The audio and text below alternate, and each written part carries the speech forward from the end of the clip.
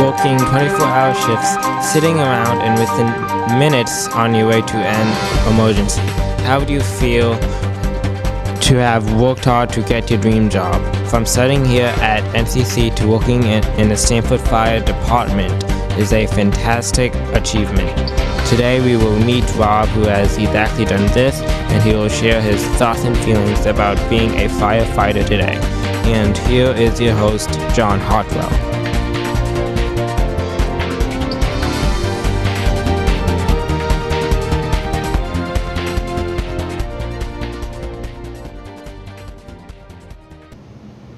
Good morning and welcome to today's edition of Person to Person.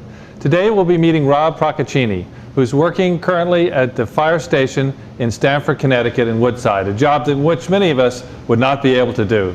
He's worked hard to get to this position, and we're eager to find out more about the stories and experiences. So let's welcome today's guest, Rob Procaccini. How are you? Rob, we know that you studied fire science here at Norwalk Community College. So can you tell us about the transition from your job, from here to your job, and what's required of a firefighter? Well, my transition from here to my job took approximately 8 years. So it wasn't, it was a long, drawn-out thing. It took me a while to get on the fire department, but hey, I'm here now, and I love doing what I do. As far as the qualifications to become a fireman, there are no qualifications. You have to score well on the test, score well on an interview, and basically from there, it's if the fire commission wants to pick you. The more qualifications you do have, though, coming into it helps you out, but you don't need any qualifications to become a fireman. So what made you decide to become a fireman in the first place? Were there any people who influenced you, or was it always a dream job for you? It was a dream job for me. My grandmother's house was directly across the street from a firehouse, so naturally when I was a young kid, I was just totally mesmerized by the whole thing. I wondered where they were going, what it looked like inside, them dressing up in the helmets and all that. I was just totally hooked on it, and I said, man, that'd be a cool job to do. And I was hooked from the time I was like 8 years old.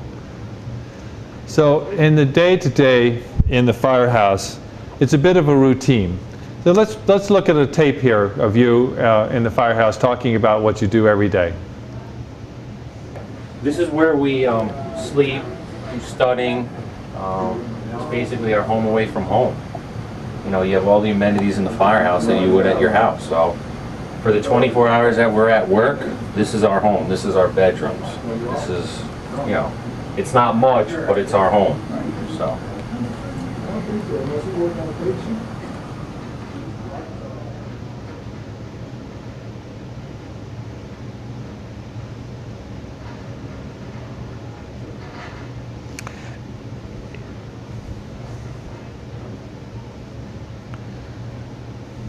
As you can see, the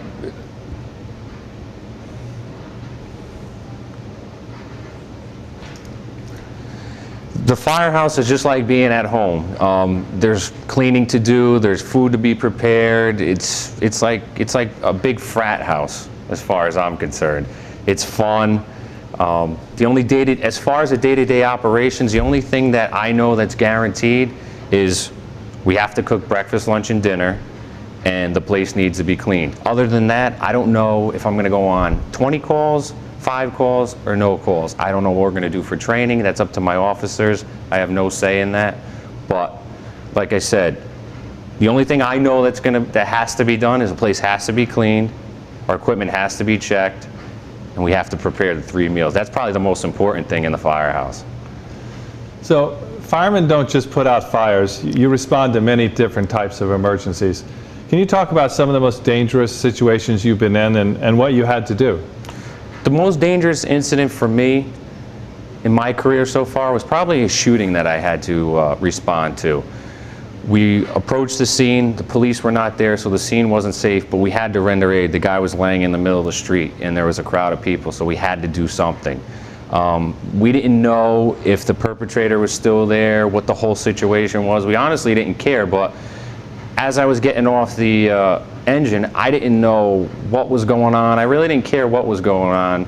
I just wanted to render aid to the person. In the back of my mind, I'm like, oh, you know, we could get injured here, but that thought goes right out of your head as soon as you see the victim. You have to do the task that's at hand and render aid to this person. And that's what the most important thing is. That's what I got hired for, was to help people. And when a call actually comes in to the station, how does that work? Do you actually have a fireman's pole in the station? No, our particular firehouse, we don't. It's too small to have a pole. But the way we get a call is the lights will come on and a tone will go off, and everybody gets up wherever they may be, whether it's during the day or sleeping. You get up, you'll hear a voice act, you'll hear somebody talking to give you the description of the call, where it is, and what fire ground frequency you have to use on the radio. Basically, we go onto the fire engine. Before we get on there, there's a printer that gives a more detailed printout of the incident, who called, you know, a little better narrative of what's going on, and then we get into the fire engine and we leave. So when you actually get to the scene, I'm sure you have lots of different emotions depending on what's going on there. Let's look at a tape of you talking about those emotions. We're heading to an emergency, whether it's a fire, EMS call, whatever it may be. As soon as you hear that bell drop and you get the address and what type of emergency it's going to be, you start, your mind starts wondering what you're going to do, what type of job it is, what you have to accomplish, and how you're going to have to accomplish it. Usually you don't think about the consequences of what's going on. You just want to help solve the problem and do it as fast and safely as possible. You really don't think about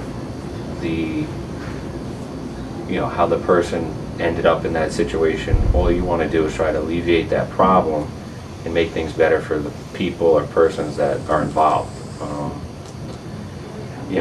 I don't want to say you get tunnel vision, but you get so focused on what you have to do that nothing else around you really doesn't matter. It's just that one job at hand that you have to finish that task that you're thinking about. You're not thinking about, what am I going to do tomorrow morning? What's going to happen after the call? How am I going to feel after the call? Is it sunny out? Is it hot out? You don't think of any of that. You just want to get that specific job done and get it done in a safe, efficient manner. Now, I understand we talked a little bit before about qualifications, and I know that you have to continue studying and taking tests to work on your career development. What kind of tests? What are you actually studying these days? We're studying everything. The fire service is completely. It's changing every day. It changes actually hour by hour with all the new technologies comes out, whether it's building construction, environmental, or even the health field with this H1N1. It directly affects the fire department. So our education is never ending, ever.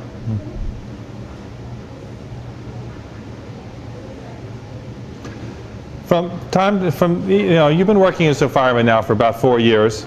You must have seen a lot, some of it not so pleasant to arrive at. And at a station, though, you've been picking up citations. Can we talk a little bit about those citations? Well,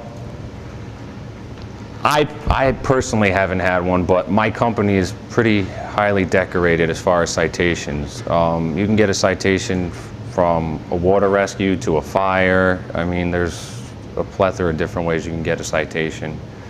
You have to do something that's above and beyond what you're asked to do, where you put yourself directly in danger. So, it's a dangerous thing to get one, but it's a good thing to get one. It's good to get recognized.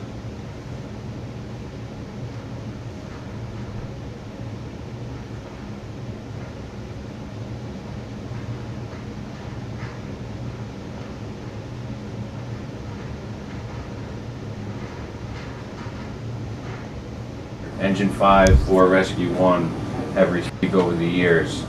There's citations anywhere from saving somebody in a car accident, rope rescue, dive call, fire, all types of emergencies.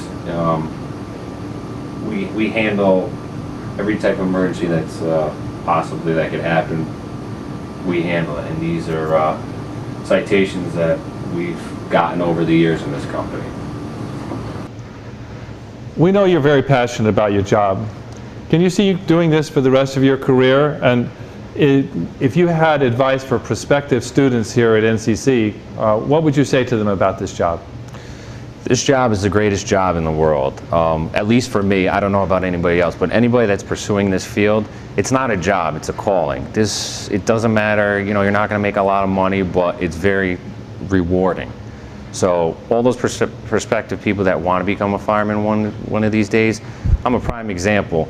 Some people get on, it takes them one test. Some people it takes years to get on, like myself. If it's your dream, don't ever give up, because I truly believe that if there's something you want to do, you'll get it through hard work, patience, and perseverance. Today we listened and learned a little bit about a job which we all know but don't often get to hear about. We'd like to thank Rob for joining us today. And we look forward to you joining us for another edition of Person to Person soon. Good day.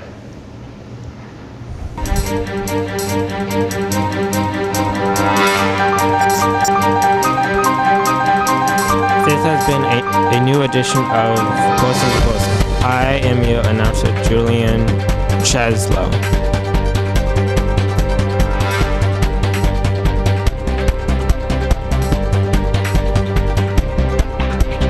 This has been a Norwalk Community College production.